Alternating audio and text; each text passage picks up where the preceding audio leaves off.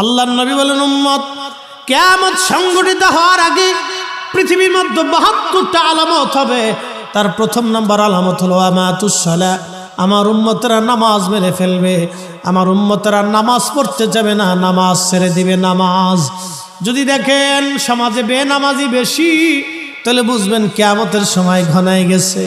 সময় তো এখন চলতেছে, কারণ ঘরে ঘরে বেনামাজির সংখ্যা বেড়ে গেছে। হ্যাঁ, কথা মিথ্যা না সত্য? ২ নম্বরে আমানতের খেয়ানত হবে। ৩ নম্বরে সুদের কারবারি বাড়বে। ৪ নম্বরে মানুষ মিথ্যাটাকে সত্য মনে করবে। ৫ নম্বরে মানুষ পিতা মাতার অবাধ্য হবে। ৬ নম্বরে তালাকের সংখ্যা পৃথিবীতে বেড়ে যাবে। নবীজি যা বলেছেন তাই হচ্ছে। ২ নম্বর ওয়াদাউল আমানা, আমানত নষ্ট হয়ে যাবে, আমানতের খেয়ানত বাড়বে। প্রশ্ন করবেন, মুফতি ফরিদি আমানতের খেয়ানত কেমনে বাড়লো? যদি বিশ্বাস না করেন, কাউকে ১ লক্ষ টাকা হাওলাত দিয়ে দেখেন, আমানতের খেয়ানত বাড়বে। ছেলে বাবাকে বিশ্বাস করবে না, বাবা সন্তানদেরকে বিশ্বাস করবে না। আসলেই বাস্তব। বৃদ্ধ বাবা চিন্তা করে, বাবা সন্তানের নামে যদি জমি লিখে দেই, তাহলে এই সন্তান আমাকে বৃদ্ধকালে ভাত দেবে কিনা সন্দেহ আছে। কথা বলেন ঠিক কিনা? এটা চলতেছে, এটা রানিং চলতেছে। বদাউল আমানা, আমানতের প্রচুর খেয়ানত বাড়তে থাকবে উম্মত। তখন বুঝবা কিয়ামত খুব কাছে চলে আসছে। বন্ধুগণ, আল্লাহ বলেন, ইন্নামাল মুমিনুনাল্লাযীনা ইযা যুকিরাল্লাহু ওয়াজিলাত কুলুবুহুম।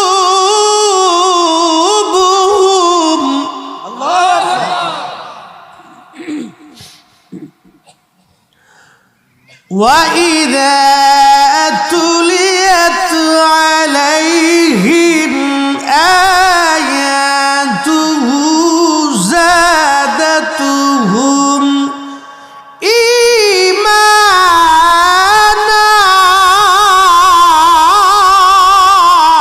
আল্লাহু আকবার।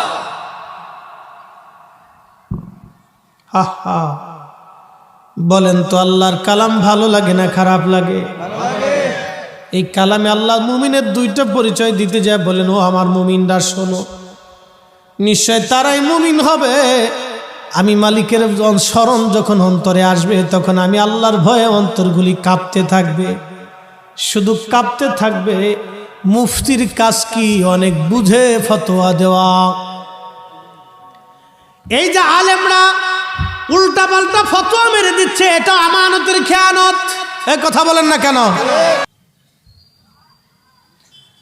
এ মুসলমান, এইগুলি কিয়ামতের আলামত। ওয়াদাউল আমানা, আমানতের বিরাট বড় খেয়ানত। জানি আমার উচিত কথায় মাওই বেজার হবে, ডাল ভাতে কুটুম বেজার হবে।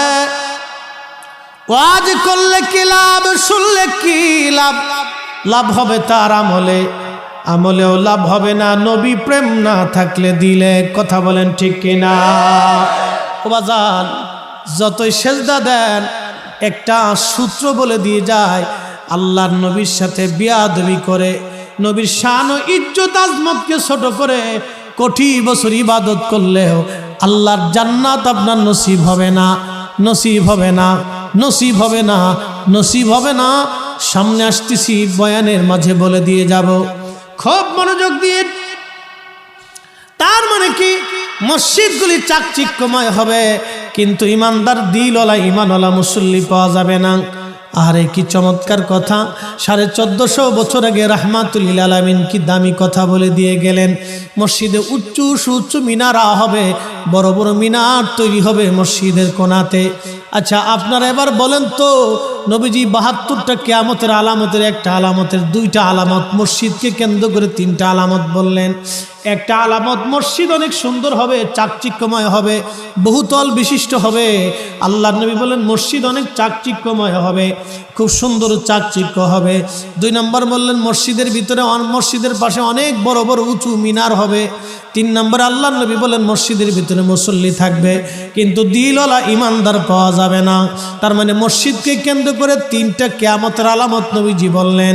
আচ্ছা আপনারা বলেন, নবীর মিলাদের বেলায় গেলে আপনারা বেদাতের ফতোয়া দেন, কিন্তু মসজিদ চাকচিক্য করার বেলায় বেদাতের ফতোয়া দেন না, কারণ কি?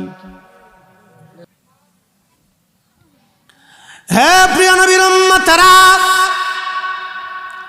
আমি জানি আমার কথাগুলি অনেক শক্ত হবে, কিন্তু আল্লাহর নবীর ইজ্জতের বেলা আমি কাউকে ছাড়ি না।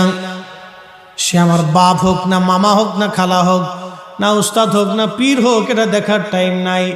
একটাই কথা, নবীর চাইতে সৃষ্টির মধ্যে আর কেউ বড় নাই, আমার নবীর উপরে মর্যাদা বানার কেউ নাই। কথা বলেন ঠিক কিনা?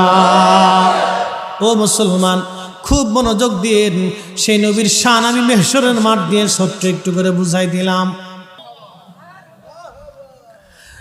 নবীর উম্মত, এই যে আলামতগুলি, কিয়ামতের আলামতগুলি বলতেছি, খুব মনোযোগ দিয়েন বাপ।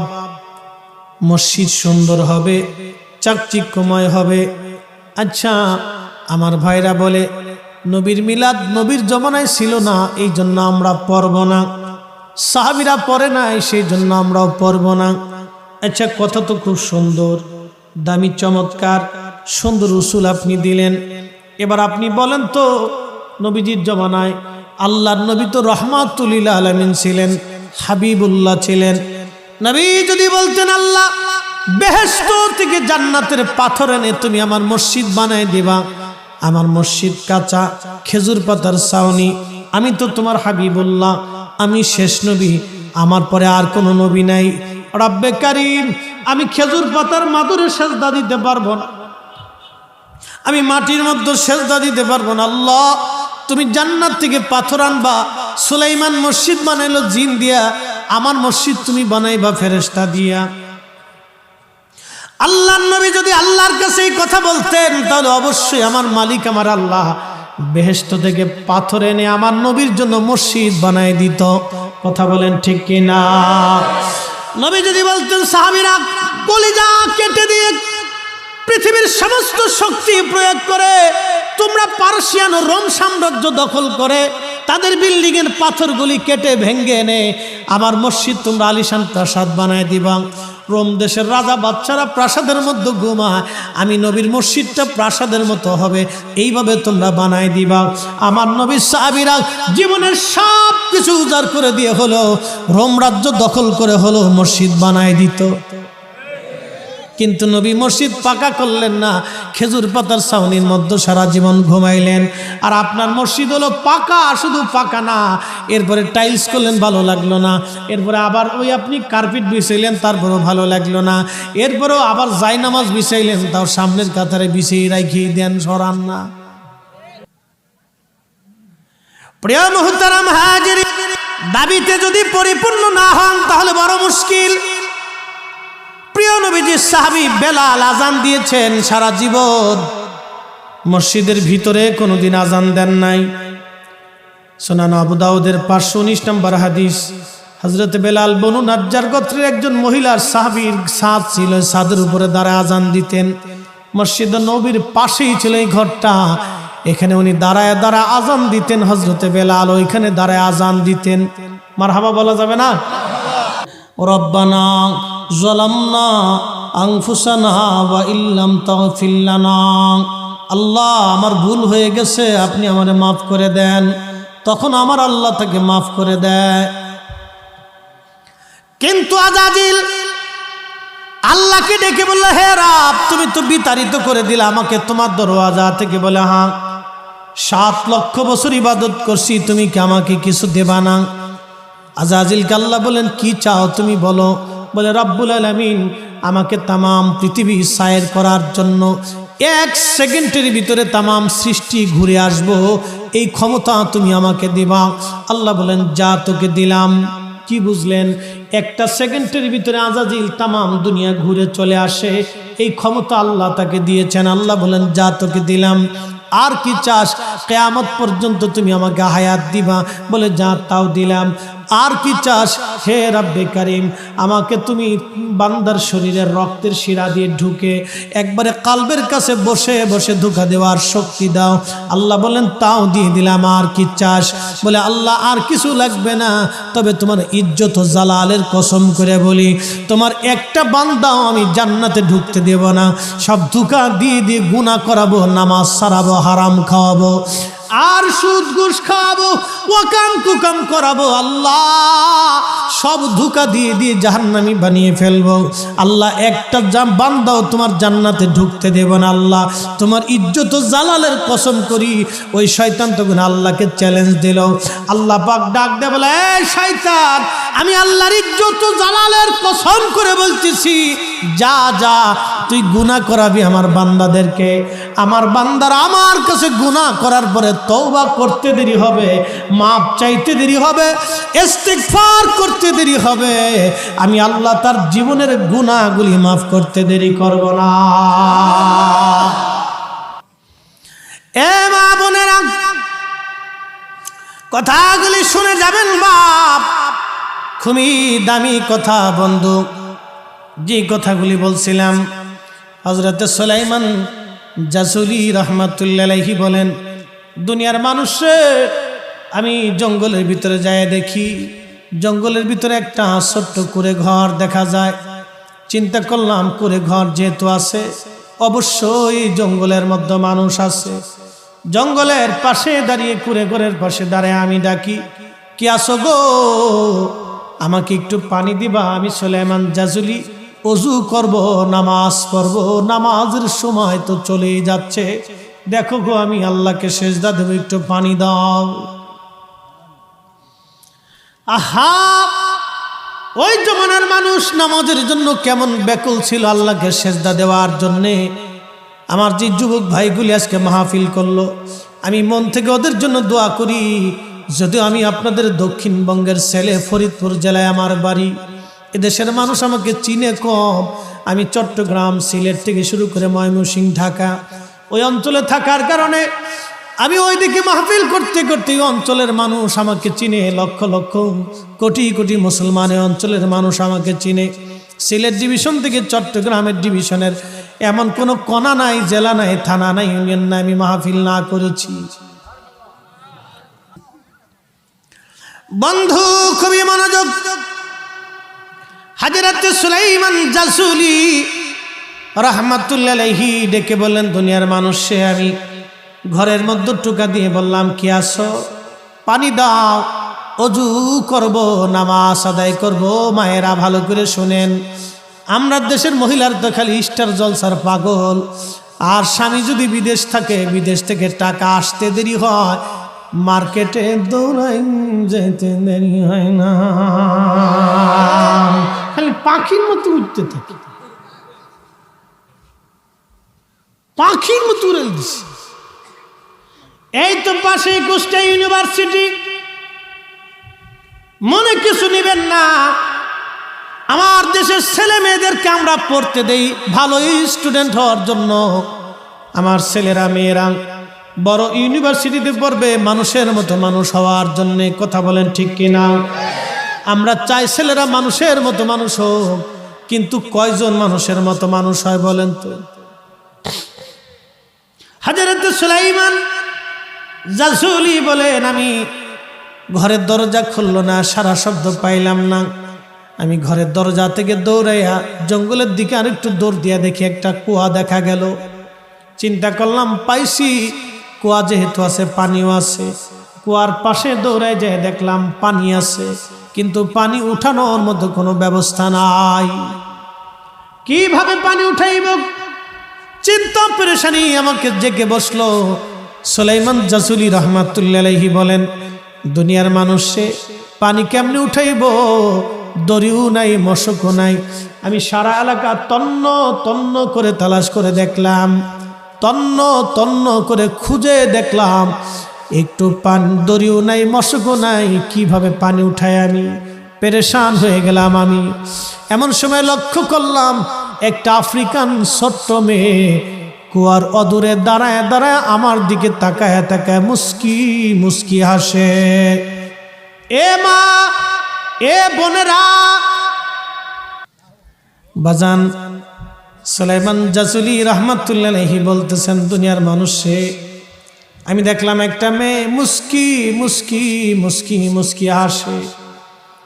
জিজ্ঞেস করলাম, এ বালিকা, কি জন্য তুমি হাসো?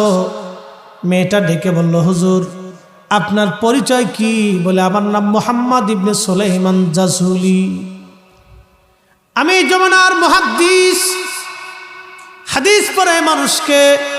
মেয়েটা ডেকে বলল, হুজুর হাদিস পড়ান, অনেক বড় আলেম আপনি। হুজুর একটা কথা বলি, মনে কিছু নিবেন না? বলো মা, তুমি কি বলতে চাও? মেয়েটা বলল, হুজুর দরিয়ার মশক ছাড়া কি কুয়ার নিচ থেকে পানি উঠানো যায় না?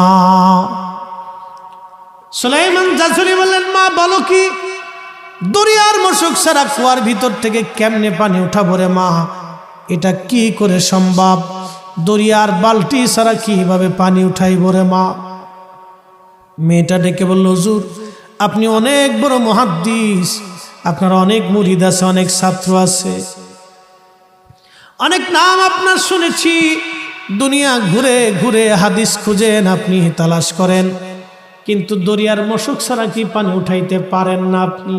বলে, না রে মা, এটা কি করে সম্ভব?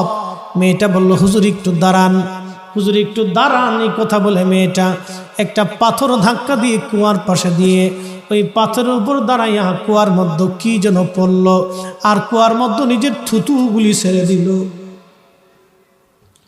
কি যেন পড়ল, কুয়ার মধ্যে থুতু ছেড়ে দিল।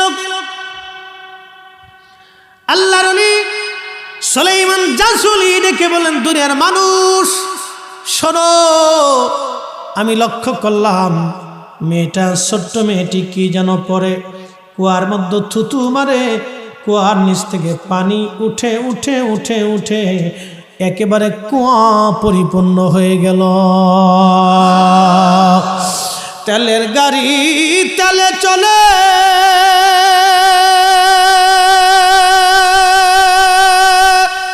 হাওয়ার গাড়ি হাওয়ায় চলে, বিনা তেলে চালাই গাড়ি নবী সুলাইমান।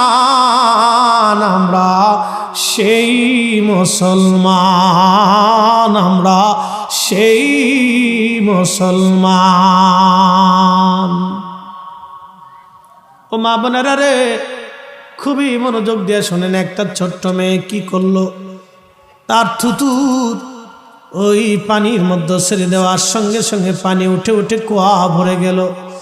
সুলাইমান জাসুলি বলেন, আমি আশ্চর্য হলাম, হাই হাই, এমন দৃশ্য জীবনেও তো কোনোদিন আমি দেখি নাই। কি হলো রে, এত বছর ধরে হাদিস পড়াইলাম, কিন্তু এই মর্তবা তো আমার কোনোদিন হয় নাই।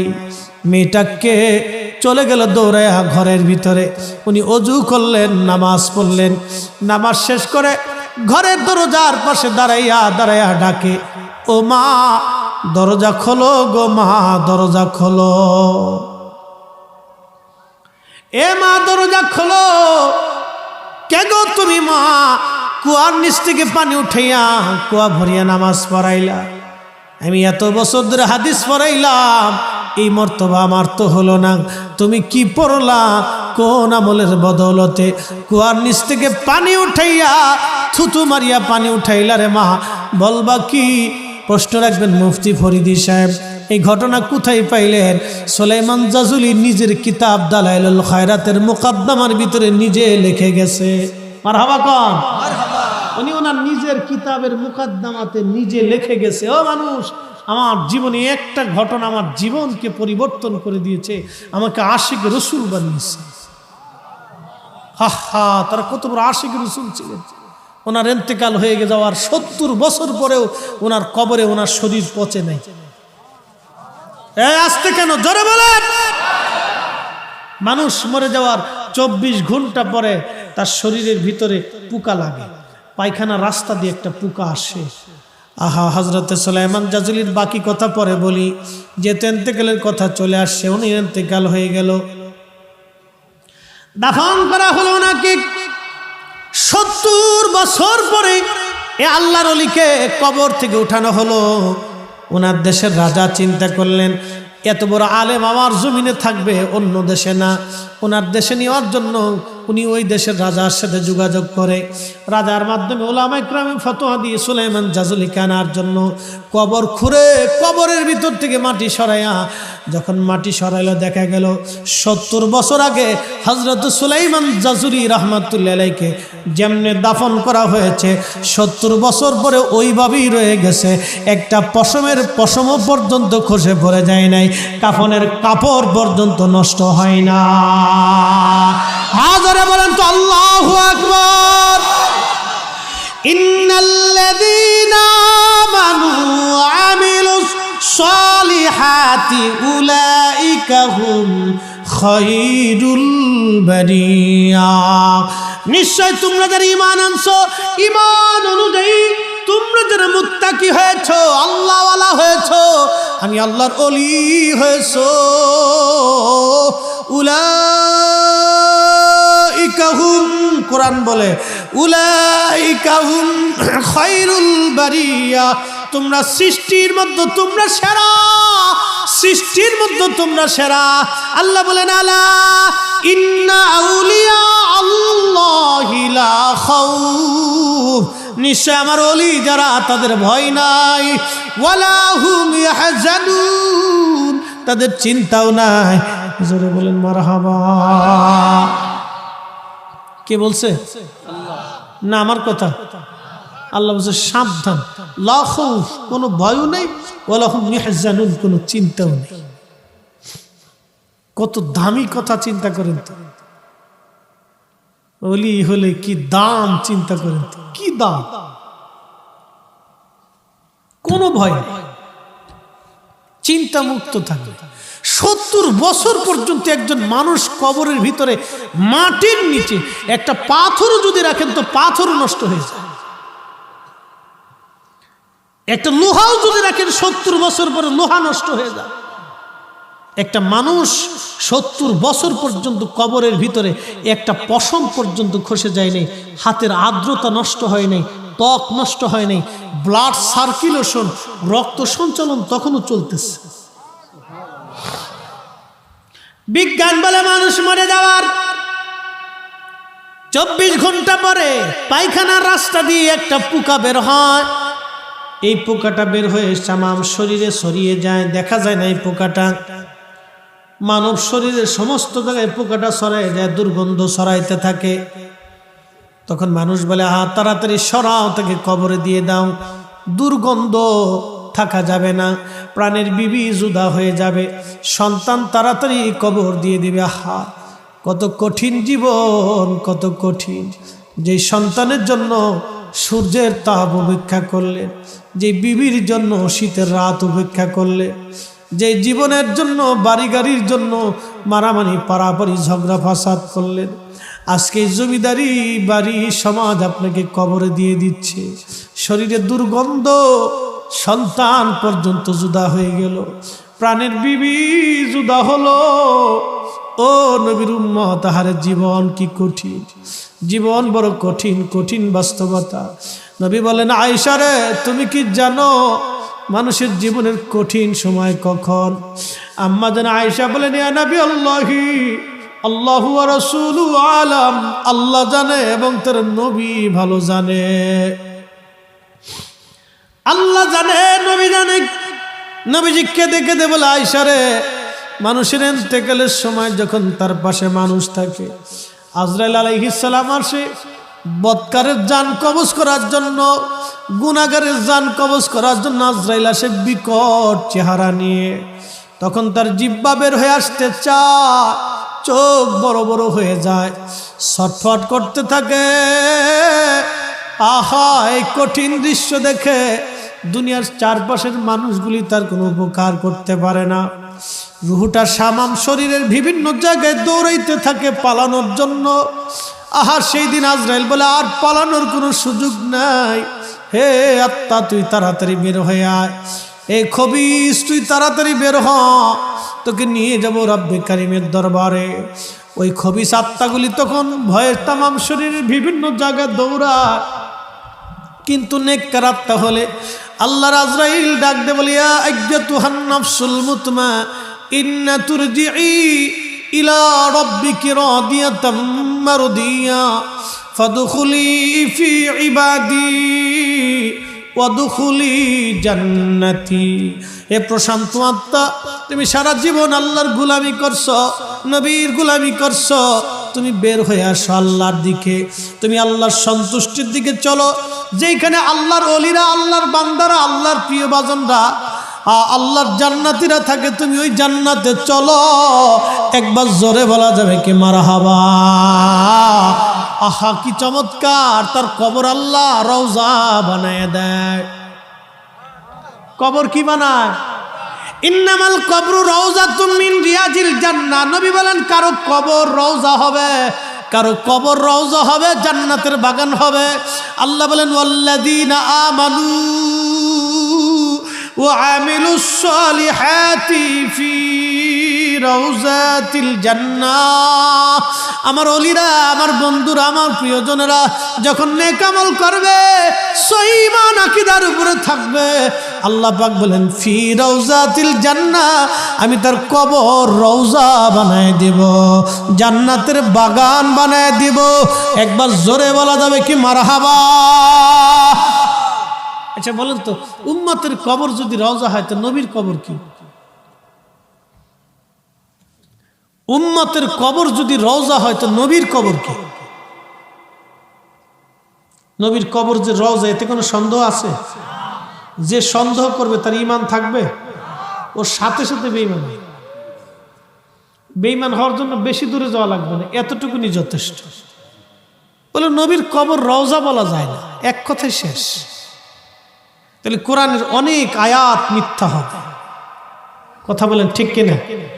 কোরআনের অনেক আয়াত মিথ্যা হবে। প্রিয় নবীজি বলতেছেন, আয়েশা, মানুষের জীবনের বড় কঠিন সময় তখন যখন তাকে জান কবজ করে নিয়ে যাওয়া হলো। জান কবজ করো কঠিন। নবীজি বলে, আয়েশা রে শোনো, একটা উটকে যদি জীবন্ত অবস্থায় চামড়া ছিলানো হয়, একটা উট জীবন্ত অবস্থায় চামড়া ছিলাইলে যত কষ্ট হয়, এই উটটাকে যদি 100 বার জীবন্ত হালতে চামড়া ছেলানো হয়, নবীজি বলতেছেন উম্মত 100 বার চামড়া ছিলাইলে যেরকম কষ্ট, গুনাহগারের মরণটা তার চাইতেও বেশি কষ্ট। আয়েশা রে শোনো, ইমানদার যখন মারা যাবে, মায়ের কোলের মধ্যে একটা সন্তান মায়ের দুগ্ধ পান করতে করতে যেমন করে ঘুমায়, ইমানদারের মরণ ওই রকম হবে। আয়েশা রে তুমি কি জানো মানুষের জীবনের কঠিন সময় কখন? আম্মা জান আয়েশা বলেন, আল্লাহ এবং তার নবী ভালো জানেন। নবীজি বলেন তাকে কবরের দিকে নিয়ে যাওয়া হবে, কিন্তু কবরের ঘর জাহান্নামের টুকরা। আল কবরু হুফারুম মিন হুফারাতিন নার, কারো কবরটা জাহান্নামের টুকরা হয়ে যাবে। আম্মা জান আয়েশাকে নবী বলেন, আয়েশা রে ওই সময় বড় কঠিন। ওই রুহটা কাঁদতে থাকে আর বলে, সন্তান আমাকে আরো পরে না, আমি বড় কষ্টে আছি, আমার কবরটা জাহান্নামের টুকরা হয়ে গেছে। সন্তান রে, তোদের জন্য সুদ খাইছিলাম, ঘুষ খাইছিলাম, হারাম খাইছিলাম, তোদের জন্য মানুষের ক্ষতি করছিলাম, তোদের জন্য অন্যের হক নষ্ট করেছি, তোদের জন্য কত কষ্ট করে জমি জমা বাড়ি গাড়ি রাখছি, আমাকে কবরে দিও না, তোমরা আমাকে রেখে দাও। নবীজি বলেন, উম্মত সেই দিন তামাম সৃষ্টির মাখলুকগুলি শুনে, শুধু মানুষ আর জিন এই কথাগুলি শোনে না, তার কান্না অন্য কেউ দেখে না। শুধু মানুষ আর জিন ব্যতীত সব সৃষ্টিগুলি দেখে, শুধু মানুষ আর জিন দেখতে পায় না, শুনতে পায় না। ওই কবরে যখন থেকে নিয়ে যাওয়া হয়, কবরের ভিতর 2 জন মানুষ নামে, মুর্দা মনে করে এই 2 জন বুঝি আমার সঙ্গে যাবে। আম্মা জানকে নবী বলেন, আয়েশা রে তুমি জানো, যখন এই কবরের দেশ থেকে 2 জন চলে আসে, তখন এই কবরের বাসিন্দা কাঁদতে দেখে আর বলে, সন্তানরা ছেড়ে দিলি, গ্রামবাসী ভুলে গেলি, আমি কঠিন কবরে একা কেমনে থাকবো। ও নবীর উম্মত, ওই কবরে সন্তান যাবে না, বিবি যাবে না, ছেলে যাবে না, মেয়ে যাবে না, কেউ যাবে না। তাহলে কবরে কে যাবে? আপনাকে কবরে একজন দেখতে আসবে, তিনি রাহমাতুল লিল আলামিন। দেখতে আসবে আমার উম্মত কেমন আছে আমি দেখে আসি। যদি উম্মত নেককার হয়, উম্মতকে দেখার জন্য নবী আসবে। ওই কবরে যিনি আপনার আপন, এই যে এলাকার, এই আপনার ইসলামিক ইউনিভার্সিটি থানায় কুষ্টিয়াতে বহু মানুষ কবরে চলে গেছে। এই থানায় গ্রামের বহু মানুষ কবরে চলে গেল, কোনোদিন আর তারা ফিরে আসে নাই, আর কোনোদিন তারা ফিরে আসবে না বাজান। আহারে কবরের এই এলাকার গোরস্থানে কত মা, কত বাবা কবর দেশে ঘুমায়, কত ছেলেরা গোরস্থানের পাশ দিয়ে হেঁটে যায়, কিন্তু বাবা মার জন্য একটু দোয়া করার সময় পায় না, বাবা মার জন্য একটু দোয়া করার সুযোগ তাদের জীবনে আসে না। ভুলে গেছে বাবা মার জন্য কথাগুলি, কবর জিয়ারত ভুলে গেছে। এখন তো আবার নতুন নতুন ফতোয়া হয়, কবরের পাশে যায় শুধু সালাম দিয়ে চলে যাবেন, আর কিচ্ছু করা লাগবে না। সালামের পরিবর্তে যা বলবেন সব বেদাত হয়ে যাবে। হাই হাই, নবীর দুশ্মন চারপাশ দিয়ে ভরা। একই তো মানুষ কবর জিয়ারত ভুলে গেছে, দুয়াই করে না, তারপরে যদি এই ফতোয়া পায় আরো বাদ দিয়ে দিবে। কথা বলেন ঠিক কিনা? আল্লাহর নবী কবরের পাশে দাঁড়ায় হাত তুললেন। আল্লাহর নবী হযরত সাহাবী আব্দুল্লাহ যুলবাজাদাইনের কবর দেওয়ার পরে নবীজি দাঁড়ায় হাত তুললেন, সাহাবীরা হাত তুলে নবী বললেন, আল্লাহ, আমি আব্দুল্লাহ যুলবাজাদাইনের উপরে খুশি, তুমি আমার আব্দুল্লাহর উপরে খুশি হয়ে যাও। আমি নবী রাজি, তুমি আল্লাহ রাজি হয়ে যাও। হযরতে ইমাম নববী রিয়াদুস সালিহিন একটা হাদিসের কিতাব লেখছে। এই কিতাবের ভিতরে একটা বাব করেছেন, আদ-দুআউ লিল মাইয়িত বাদা দফানিহি, মানুষের দফনের পরে দোয়া।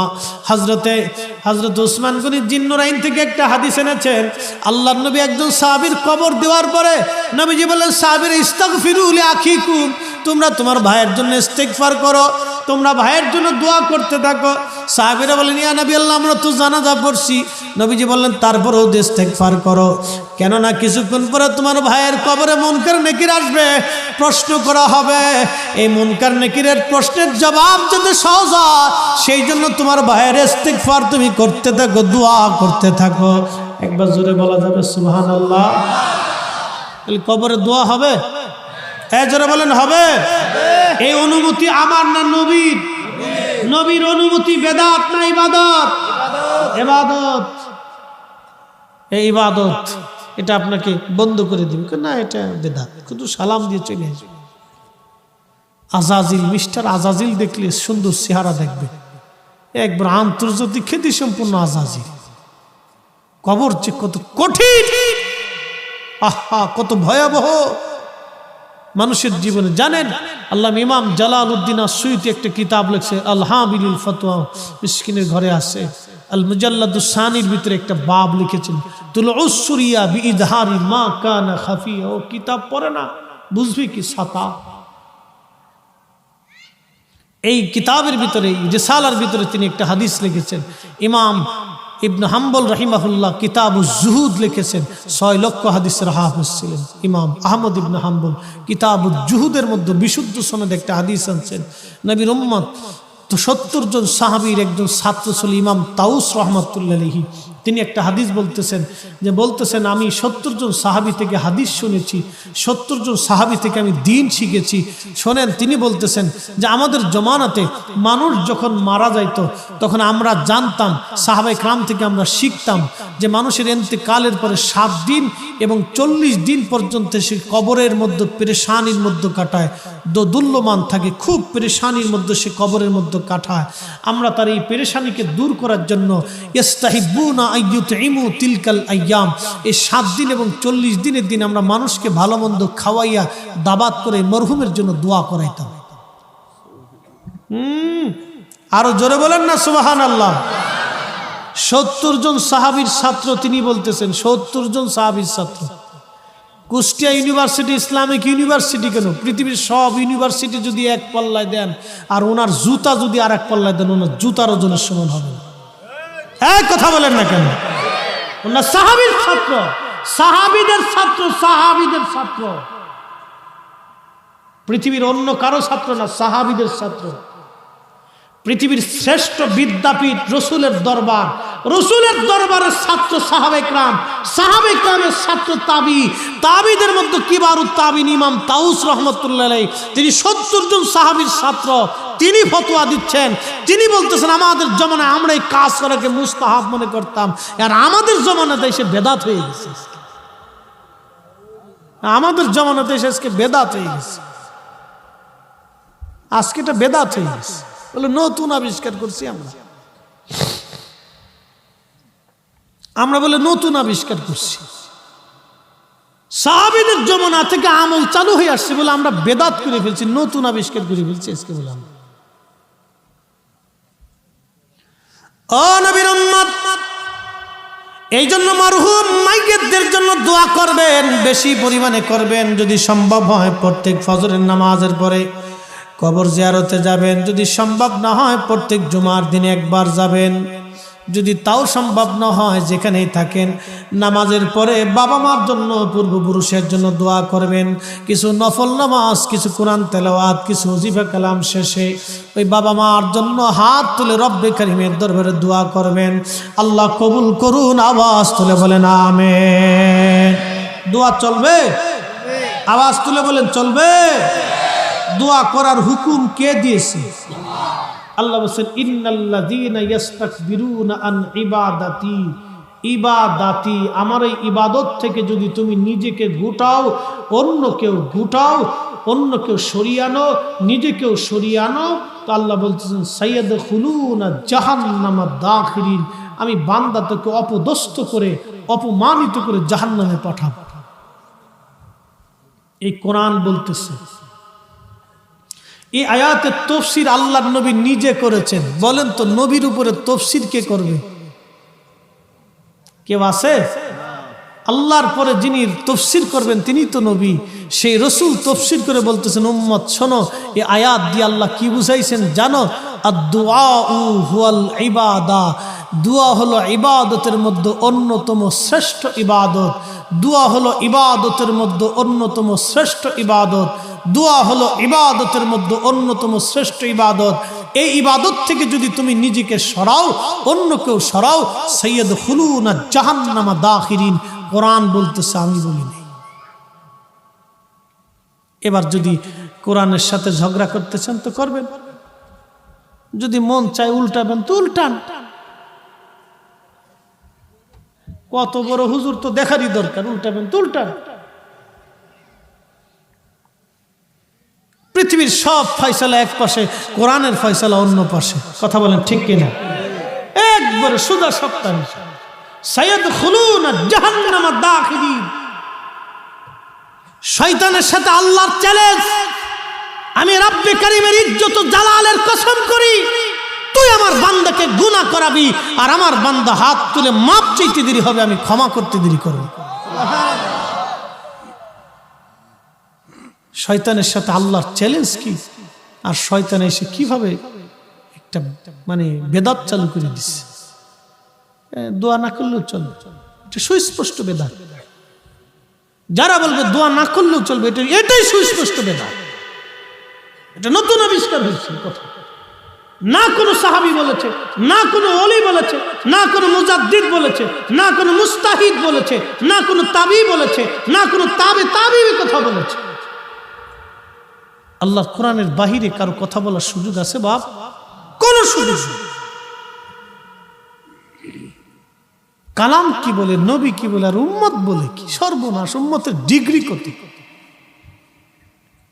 হ্যাঁ, এগুলি বেদাত আস্তে আস্তে সমাজে আসতেছে। নতুন নতুন মতবাদ বেদাত, এগুলি বেদাত। এরা বানাইছে উল্টা, যেটা সারা জীবন চলে আসছে এটারে বেদাত বানাইছে, আর উল্টাটারে আজকে ইবাদত বানাই নিয়েছে। প্রিয় মুসলমান, সুলাইমান জাসুলি রাহমাতুল্লাহ আলাইহি 70 বছর পরে ওনার কবর থেকে ওনাকে উঠানো হলো। 70 বছর পরে একটা পশমও খসে পড়ে যায় নাই, ত্বকও নষ্ট হয় নাই, ব্লাড সার্কুলেশন নষ্ট হয় নাই। মানুষের ইন্তেকালের পরে ওই মানুষটাকে যখন দাফন করা হয়, কবরে দেওয়া হয়, 17 দিনের মাথায় তার পেট যা আছে সব ফেটে ফেটে একবারে মিসমার হয়ে মাটির সাথে মিশে যায়। 2 মাসের মাথায় সমস্ত শরীরের চামড়া গোশতগুলি মাটির সাথে মিশে যায়। 1 বছরের মাথায় হাড্ডিগুলিও মাটির সাথে মিশে যায়। একজন মানুষের জীবনের সব কিছু শেষ, অথচ এই জীবনের জন্য কত যুদ্ধ করেছে, মারামারি করেছে, ঝগড়া করেছে, অমুকের জমিন দখল করেছে, হারাম খেয়েছে, ঘুষ খেয়েছে, সুদ খেয়েছে, আরেকজনের মাথায় বাড়ি দিয়েছে, আরেকজনের টাকা মেরে খেয়ে দিয়েছে। ও বন্ধু, এই দুনিয়ার জন্য কত পারাবারি করেছে, আরেকজনের জমিনের কোনা আল ঠেলাঠেলি করেছে, ধাক্কা ধাক্কি করেছে। ওই ব্যবসা বাণিজ্যের ভিতরে মালে কম দিয়েছে, ভেজাল দিয়েছে, ফরমালিন ঢুকাই দিছে। দুনিয়ার জন্য একজন মানুষ কতই না কিছু করলো, কতই না কিছু করলো। আহারে, সে কবরে চলে যাওয়ার মাত্র 2 মাসের মধ্যে তার মাটির সাথে সে তার দেহ মিশে গেল। একদিন মাটির ভিতরে হবে ঘরে মনামার, কেন বাঁধো দালান ঘর। বন্ধু, একদিন কবরেই তো চলে যাওয়া লাগবে, মাটির নিচে চলে যাব, কেন দালান ঘর আমরা বাঁধি আমরা জানি না, তারপরও বাঁধতেই হবে। সন্তানের জন্য রেখে যান, দুনিয়ার জন্য রেখে যান, নিষেধ নাই, কিন্তু আল্লাহ বলেন বান্দা তুমি আমার কাজটা করো। কোন কাজটা করবা? আল্লাহ বলেন ইয়া আইয়ুহাল্লাযীনা আমানু লা তুলহিকুম আমওয়ালুকুম ওয়ালা আওলাদুকুম আন যিকরিল্লাহ। এ বান্দা, সম্পদের প্রেমে আর সন্তানের মোহে পড়ে আমি খোদার জিকির থেকে তুমি আলাদা হও না। নামাজ ছেড়ে দিও না, রোজা ছেড়ে দিও না, জিকির ছেড়ে দিও না, ইবাদত ছেড়ে দিও না, মাহফিল ছেড়ে দিও না, হালাল ছেড়ে দিও না, আমার হুকুম ছেড়ে দিও না। আমার হালাল খাও, আমি আল্লাহ যে হুকুম দিয়েছি মেনে মেনে মেনে মেনে মেনে মেনে মেনে মেনে চলো। বান্দা, তুমি আমার হুকুমগুলি মেনে মেনে মেনে মেনে মেনে মেনে চলো। আমি আল্লাহর সন্তান ও সম্পদের প্রেমে পড়ে আমি খোদার জিকির, আমি আল্লাহর স্মরণ থেকে তুমি আলাদা হইও না। যদি হও, ওমাই ইয়াফআল যালিকা ফাউলাইকা হুমুল খাসিরুন।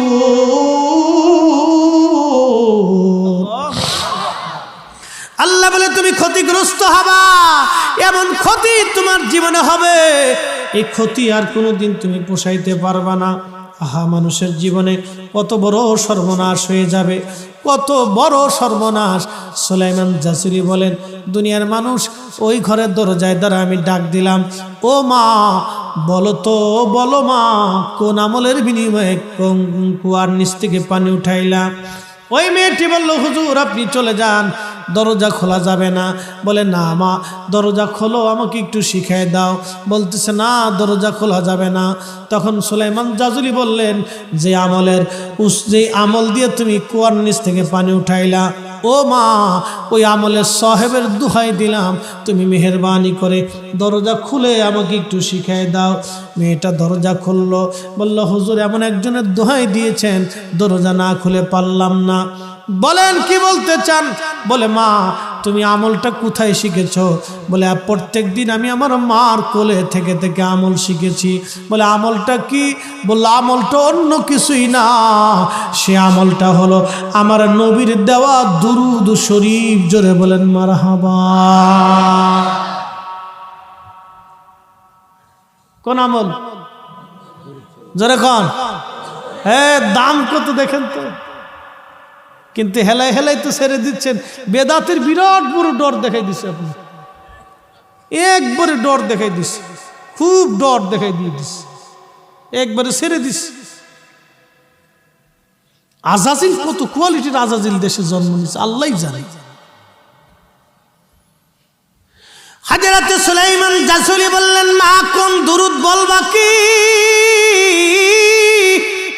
হে নারী জাতি, মেয়েটা বলতেছে, হুজুর আমি আমার মার কোলে থেকে প্রত্যেক দিনই দুরূদ শিখেছি।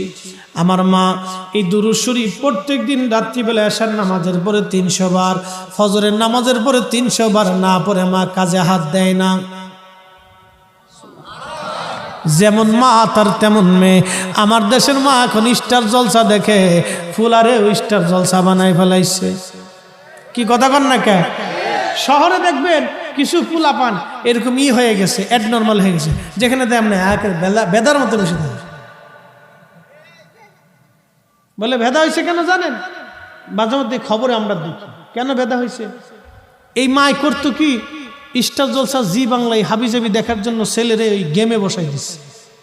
ছোট্ট বাচ্চা ওর গেম দিয়ে দিচ্ছে, দিন ভরে গেম টিপতে টিপতে গেম হয়ে গেছে। হ্যাঁ, এটা মোবাইল টিপতে টিপতে এই বাচ্চার জীবন শেষ হয়ে গেছে। ওই মহিলা স্টার জলসা জি বাংলা দেখার জন্য তার বাচ্চাটার জীবনটা শেষ করেছে। এটা অ্যাবনর্মাল হয়ে গেছে। নবী আছে, এই আওয়াজ তুলে বলে নবী আছে। উসমান গনি জিন্নুরাইন শহীদ হয়ে যাবে, নবী আছে বুঝাইতেছি। উসমান গনি জিন্নুরাইন যে দিন শহীদ হবে, ফজরের নামাজের পরে নামাজ পড়ে তাসবিহ তাহলিল করতে করতে ঘুম এসে গেল। স্বপ্ন দেখতেছে আল্লাহর নবী তাশরীফ গ্রহণ করছে। নবী এসে বলেন, উসমান কেমন লাগে? বলে হুজুর ভালো লাগে না। তুমি কি চলে আসতে চাও না দুনিয়ায় থাকবে? বলে না হুজুর চলে আসব। তাহলে মনে রাখো তুমি তো রোজা আছো। বলে হ্যাঁ হুজুর আমি রোজা আছি। উসমান আজকে তুমি শহীদ হয়ে যাবা। তুমি শহীদ হয়ে যাওয়ার পরে জান্নাতের ভিতরে আমি নবী এবং তুমি উসমান একসঙ্গে ইফতার করব। সুবহানাল্লাহ। নবী আছে আছে তাহলে বলেন উসমানের এই স্বপ্ন মিথ্যা? বলেন কার কলিজায় সাহস আছে দেখি একটু। আল্লাহ রাসূল বলেছে মান রাআনি ফিল মানামি ফাকাদ রাআল হক, রাওয়াহুল বুখারী কিতাবুর রুইয়া। নবী বলেন আমাকে স্বপ্নে যদি কেউ দেখে তো বাস্তবে আমি নবী দেখছে। স্বপ্নে যদি কেউ আমি নবীকে দেখে তাহলে সে বাস্তবে আমি নবী দেখছে, কারণ আমি নবী আসছি ছবি আসি নাই। আমি নবী নিজে আসছি ছবি আসি নাই, আমি নবী নিজে আসছি। আমি নবী আসছি ছবি আসি। ফাকাদ রাআল হক, হক সত্যই আমি নবী আসছি। আমি নবী এসেছি, আমি নবী নিজে দেখা দিয়েছি, ছবি না নবী। নবী এসেছি নবী।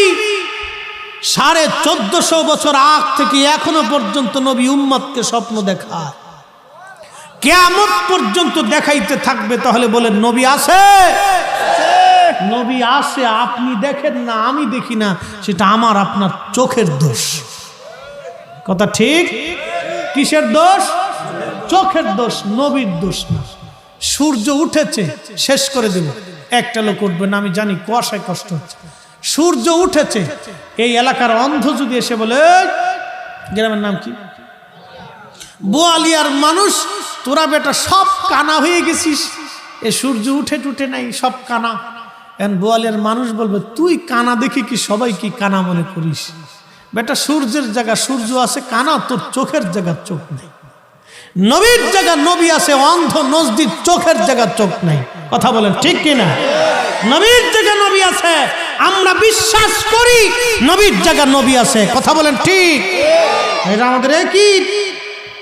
উসমান গনি জিন্নুরাইনকে নবী বললেন তাহলে শোনো, জান্নাতে তুমি আর আমার সাথে এসে ইফতার করো। উসমান গনির ঘুম ভেঙে গেল।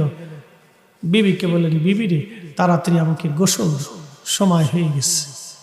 বিবি কাঁদতেছে। স্বামী বলেন কি? বলে হ্যাঁ প্রিয় রসুলকে স্বপ্ন দেখেছি, নবী ডাকতেছে, কিছুক্ষণ পরে শহীদ হব। নবী বলেছেন জান্নাতে নবীর সাথে ইফতার হবে একসাথে। গোসল হল। উসমান গনি জিন্নুরাইন কোরআন শরীফটা হাতে নিলেন। উসমান গনি জিন্নুরাইন এই কোরআনকে জমা করেছিলেন। কোরআন শরীফ হাতে নিয়ে কোরআন পড়তেছে। বিদ্রোহীরা এসে, দুইজন মুখোশধারী ছিল, কেউ তাদেরকে চিনে না। মুখোশ পরে এসে মসজিদের ভিতরে ঢুকে উসমান গনি জিন্নুরাইনের সামনে থেকে কোরআনকে লাথি মেরে ফেলে দিল। বাপ, আহা, যিনি কোরআন জমা করেছিলেন তার সামনে থেকে কোরআন লাথি মেরে ফেলে দেওয়া হলো। বাবা, কোনো কাফের করেন, এটা মুসলমান নামধারীরাই করেছে। অন্তরে তাজিম থাকতে হবে, রসুলের মোহাব্বত থাকতে হবে। কথা বলেন ঠিক? উসমান গনি জিন্নুরাইনকে উপর্যুপরি তলোয়ারের আঘাত করতে লাগলো। শহীদ হয়ে মাটিতে লুটিয়ে পড়লেন। খোদার ঘর মসজিদে তিনি জান্নাতে চলে গেলেন। খোদার ঘরে মসজিদে উসমানের মতো একজন সাহাবী, নবী, যার চরিত্র ভালোবাসায় তার দুইটা নূর কন্যাকে তার সাথে শাদী দিয়েছিলেন, তার জামাতাকে মসজিদের ভিতরে হত্যা করা হয়েছিল। কোনো কাফের করে নাই, মুসলমানরাই করেছে।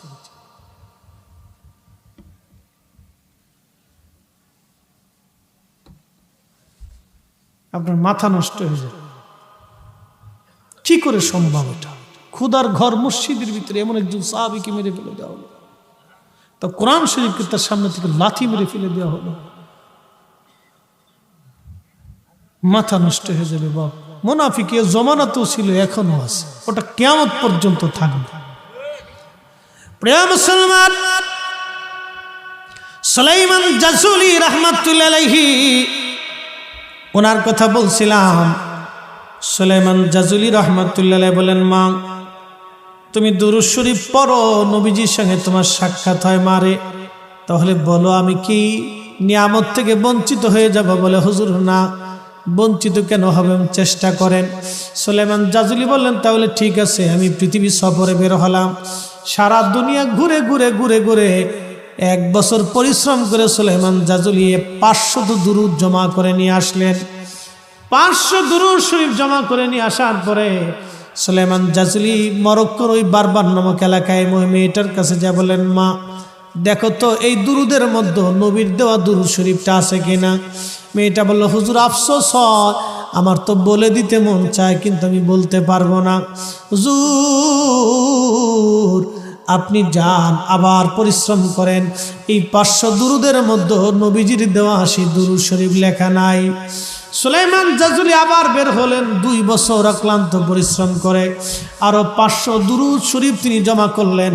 জমা করার পরে আল্লাহর ওলি সুলাইমান জাজুলি রাহমাতুল্লাহি আলাইহি এই 500 দুরূদ এনে মেয়েটার কাছে জমা দিলেন। ও মা, বলো তো এই 500 দুরুদের মধ্যে নবীর দেওয়া দুরুদ আছে কিনা? বলে, হ্যাঁ হুজুর, এই 500 দুরুদের মধ্যে আমার নবীর দেওয়া দুরূদ শরীফ লেখা আছে। তবে মা একটা কলম দিলাম, একটু নিচে দাগায় দাও। বলে, হুজুর ক্ষমা করবেন, আমার নবীজি নিষেধ করেছেন, আপনাকে এই দুরুদ আমি দিতে পারবো না, হুজুর মাফ করে দেন। তবে মা আমি কি মাহরুম হয়ে যাব? সুলাইমান জাজুলিকে ওই মেয়েটি বলল, হুজুর মাহরুম হবেন না, প্রত্যেক দিন আপনি পুরা দুরূদ শরীফ পড়তে থাকবেন। আপনি যা জোগাড় করেছেন সব কয়টা দুরূদ শরীফ যদি আপনি তেলাওয়াত করেন, তাহলে এই দুরুদের বরকত আপনার হাসিল হয়ে যাবে, আপনার হাসিল হয়ে যাবে। তিনি দুরুদের এমন পাগল হয়ে গেলেন, ফরজ সুন্নত ওয়াজিব ইবাদত করার পরে উনি নফল ইবাদতের জন্য তসবিহ হাতে নিয়ে ওই সময় দুরূদ শরীফ পড়তে থাকতেন। প্রত্যেক দিন ওইভাবে হাজার হাজার বার দুরূদ শরীফ পড়তেন তিনি। ওনার ইন্তেকালের পরে 70 বছর পরে কবর ওনার নষ্ট হয় নাই, ওনার দেহ পচে যায় নাই। একবার জোরে বলা যাবে কি মারহাবা, আল্লাহু আকবার। দুরূদ শরীফ হবে, আওয়াজ তুলে বলেন হবে। খালি কি দুরুদ ইব্রাহিম আছে না আরো দুরুদ আছে? আরো দুরুদ আছে। 29 প্রকারের দুরুদ হাদিস দ্বারা সাবিত আছে। এবং যতগুলি হাদিসের কিতাব, তাফসীরের কিতাব, সবকটা মুকাদ্দামাতে ইমামরা দুরুদ লিখছেন, নিজেদের সুন্দর ভাষা দিয়ে দুরুদ লিখেছেন। যত কিতাব তত রকমের দুরুদ আছে। আপনার যেটা সুবিধা মনে হয় আপনি পড়েন, কোনো অসুবিধা। হ্যাঁ, পড়তে থাকেন। কাজ হলো পড়তে হবে, কাজ ছেড়ে দেওয়া না। কাজ কি? পড়া। সারা কাজ না, পড়তে হবে। যত বেশি পড়বেন তত বেশি লাভ, যত বেশি পড়বেন তত বেশি লাভ হবে। কাজ ছেড়ে দেওয়া না, কাজ হলো পড়া। আমাদের কাজ হলো অধিক পরিমাণে দুরূদ শরীফ পড়া। আল্লাহ তৌফিক দিক, সবাই বলে না আমিন। এসেছেন যত নবী সকলের ইমাম সালাম নবী তোমায় হাজারো সালাম ইয়া নবী সালাম আলাইকা ইয়া রাসূল। মহিলারা কি আছে না চলে গেছে? হ্যাঁ, মহিলারাই বেশি। পুরুষরা খালি ওই সার্ভিস দিয়ে ঘুরতেছে আর কেউ চিন্তা করতেছে পান খাই বিড়ি খাই, ঠিক কিনা? আবার কিছু পোলাপান ফেসবুকে টিপতেছে, চিন্তা করছে দূর হুজুর কি করবেন ওটা তো জানি, ফেসবুক টিপি পরিবেন টিপতাস।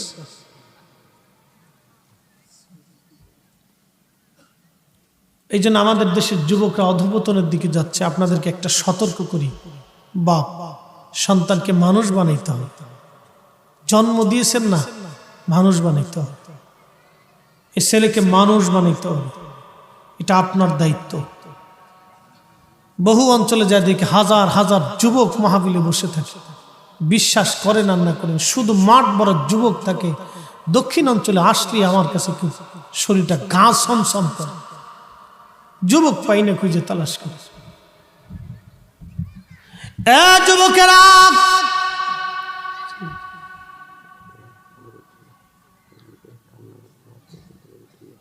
আচ্ছা বসছি।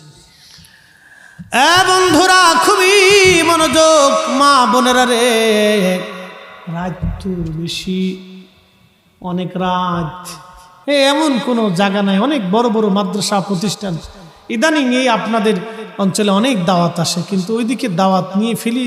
আর ওরা খুব চালাক, ওরা বাৎসরিক মাহফিল করে তো আগেই ফিল আপ দিয়ে ফেলে, যার কারণে আপনাদেরকে দিতে আমাদের খুব কষ্ট হয়ে যায়, মিলাইতে পারি না। কারণ আমরা তো হুজুরদের ওয়াদার অনেক দাম,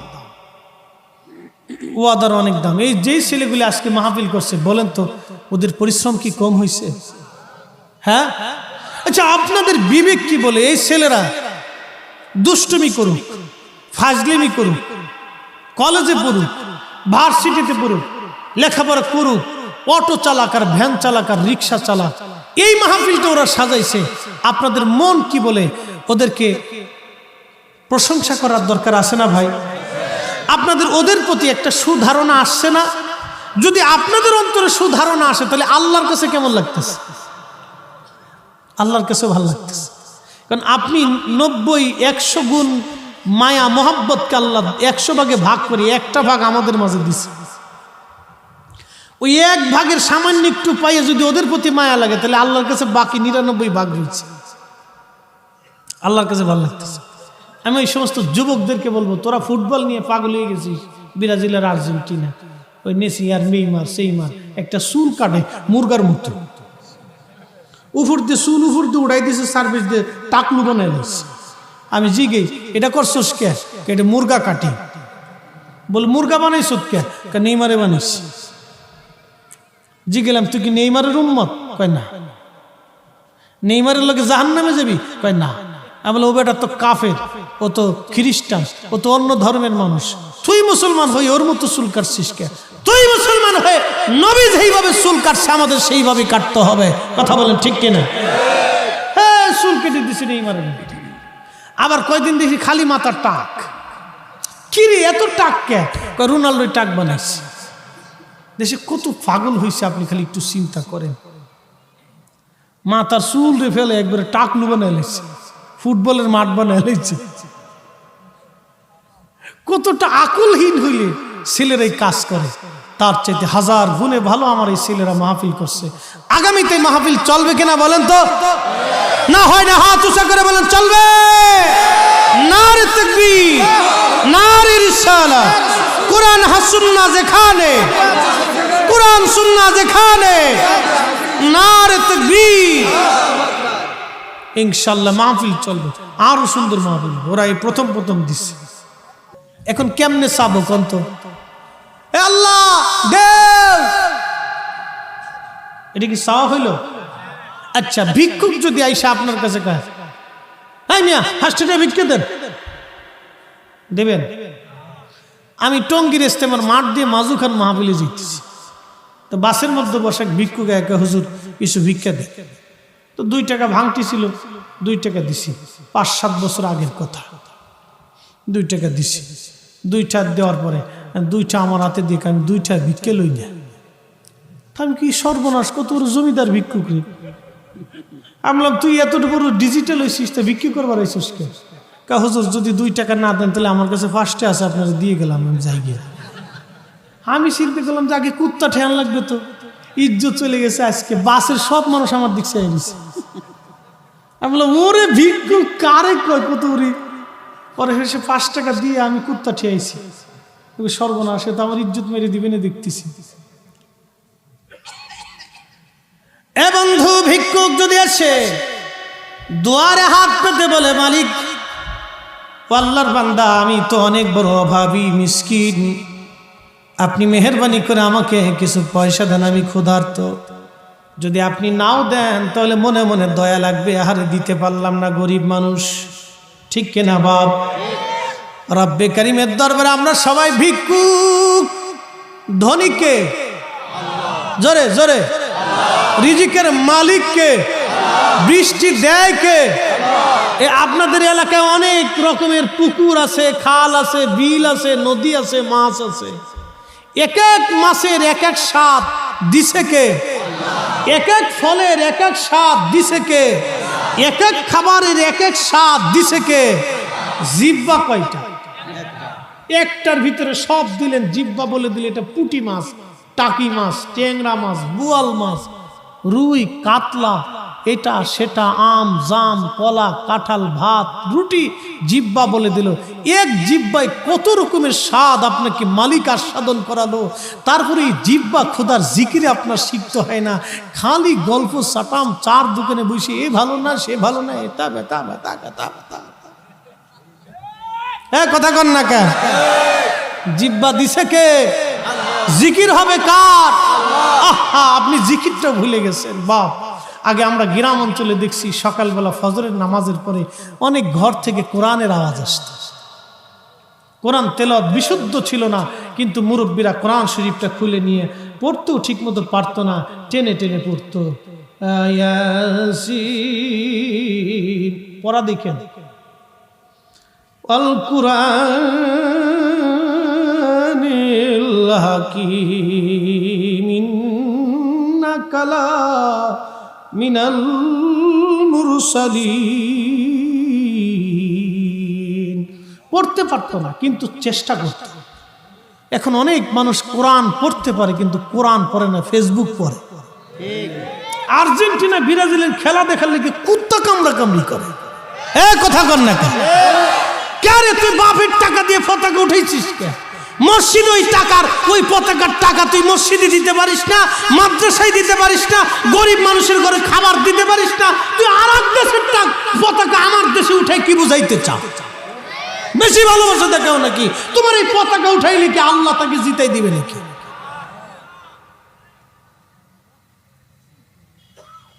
পতাকা এক একটা উঠেছে। কয়েকদিন আগে এক বলদ দেখছি ব্রাহ্মণবাড়িয়াতে বাপের টাকার বউয়ের গহনা বিক্রি করিয়ে 3 কিলোমিটার একটা পতাকা টানিস। শয়তানে হাসি আর কয় সর্বনাশ, আমার চেয়ে বড় শয়তান। শয়তানকে আমি সাকসেস হয়েছি। আজকে খবরে দেখলাম আর্জেন্টিনা বলে কালকে ঠকছে। এই ঠগার কারণে বলে ব্রাজিল আর আর্জেন্টিনা 2 গ্রুপে বিরাট কিলি। ওরে মারামারি কারে কয়, যে যারে ফার্সি এর ল্যাংটা করে ভিডিয়েছে। তো ভিডিও বাঙালি কত বড় আকল সারা, খালি একটু চিন্তা করে। এটির আকল নাই, এটির বিবেকের মধ্যে কুত্তাই মুইতে দিছে। আসতে কনকে জোরে কর। আমার দিকে তাকান। আমি এই গত বিশ্ববিদ্যালয়ের আগের বিশ্ববিদ্যালয়, আমি তখন ইন্ডিয়াতে মাহফিল, শেষ করে আমি আসতেছি। বিশ্বাস করেন ইন্ডিয়াতে একটা পতাকাও আপনি পাবেন না। ওদের টাকার অনেক হিসাব, 8 আনা পয়সার ওরা হিসাব করে। এটা ভালো গুণ, খারাপ গুণ না, এটা আমি প্রশংসা করি তাদের। তারা 8 আনা পয়সাকে হিসাব করে। আমাকে এসে জিজ্ঞেস করলো, হুজুর আপনি কি দুপুরে খাবেন নাকি খাবেন না? আমি হেসে দিলাম, বললাম আমি আপনার মেহমান, খাবো কি খাবো না সেটা তো আপনিই জানেন। তা বলতেছে না, আপনি যদি অন্য কোথাও খান তাহলে আপনার জন্য রান্না দেব না। তা আমি তখন হেসে দিলাম। তখন উনি বুঝতে পারছে তো বাংলাদেশের মানুষ তো হিসাব ছাড়া। তা বলতেছে, হুজুর মনে কিছু নিয়ে না, আমাদের দেশে তো আমরা এইভাবে হিসাব করি। আমি বললাম না, এটা গুড হ্যাবিট। অপচয় করা শয়তানের ভয়। আল্লাহ রসুল অপচয় করাকে অপছন্দ করতেন, এটা তো ভালো গুণ। এই গুণ বাংলাদেশে থাকলে তো আমার দেশের অনেক মানুষ ধনী হয়ে যেত। ভালোই তো, খারাপ কি? দেখেন ওরা হিসাব করে, এটা ভালো গুণ। ওরা অপচয় করে। একটা পতাকা ইন্ডিয়াতে নেই, আমার পার্শ্ববর্তী দেশ, খালি এই বর্ডারের এই পার আর ওই পার। বিশ্বাস করেন, আল্লাহি বিল্লাহি তাল্লাহি ও মালিকের কসম করতেছি, ইন্ডিয়া থেকে আসলাম, সন্ধ্যাবেলা ঢাকার গাড়িতে উঠছি, ওঠার পরে দেখি সন্ধ্যার সময় মিছিল চলতেছে। আমরা আর্জেন্টিনার সমর্থক, আর এক গ্রুপ দিয়ে কিছুক্ষণ পরে ব্রাজিলের পতাকা নিয়ে লাফাইতেছে। আমি কি লাফা, কিয়ামত পর্যন্ত লাফাইবি, তোদের কিয়ামতের মেহেশর আর্জেন্টিনার ব্রাজিলের লগেই হবে, আল্লাহর নবীর সাথে তোদের হাসর হবে না। কথা বলেন ঠিক কিনা? তোরা লাফা, কদ্দুর লাফাইতে পারিস, বাপের টাকা খরচ করে পতাকা টানা লাফাইতেছিস তোরা। অথচ ভাই চিন্তা করেন, 10টা টাকা মসজিদ দিতে গেলে দিবার চাই না, খালি এমনি মুসরা। এই যে মাহফিল দিচ্ছেন, এই ছেলেরা, এই যুবকগুলি অনেক কষ্ট করে মাহফিল দিচ্ছে, ওদের অনেক কথা শোনা লাগছে। কেউ কইছে তোমরা কি এরকম ব্যবসা ট্যাবসা আছে নাকি, আবার কেউ কইছে যে তোমরা মাহফিল দিচ্ছ, লাভটা কি কত? কথা কর না কেন? এই যুবকরা এই ছেলেগুলি এত কষ্ট করে মাহফিল দিচ্ছে, আরে ধন্যবাদ দিলে ওদের হাতে চুমা দেওয়ার দরকার, আমাদের ওদের হাতে চুমা দেওয়ার দরকার, যে ওরা মাহফিল দিচ্ছে। ওই 1000 গুণে ওদের চাইতে ভালো। মেহেশর হলে ওলিদের সাথে মেহেশর হবে, ওদের মেহেশর হলে আল্লাহর নবীর সাথে হবে, ওদের মেহেশরে কোরআনের সাথে হবে। কথা বলেন ঠিক কিনা?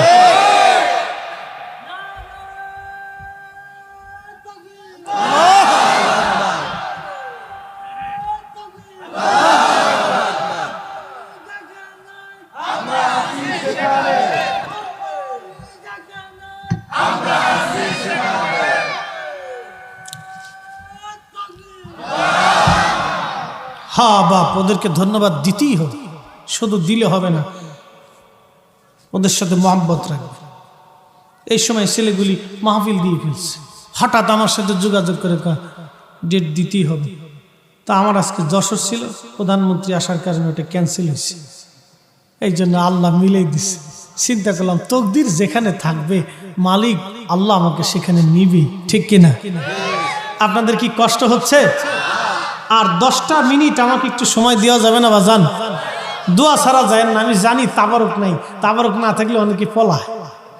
লাস্টে যেহেতু সিডনি নাই তো যাইবে, তার মানে বোঝা গেল সিডনির পাগল, আমরা আল্লাহর পাগল, ঠিক কিনা? আমরা আল্লাহর নবীর পাগল, ঠিক কিনা? 10টা মিনিট ইনশাল্লাহ খুব সুন্দর আলোচনা। এই লাস্টে হযরত সুলাইমান জাজলির কথাটা বলে শেষ করব। ওই মরুভূমিতে গিয়েছিলেন, পানির জঙ্গলে গেছে, মনে আসেনি আপনাদের? হ্যাঁ, বলে দিয়ে যান।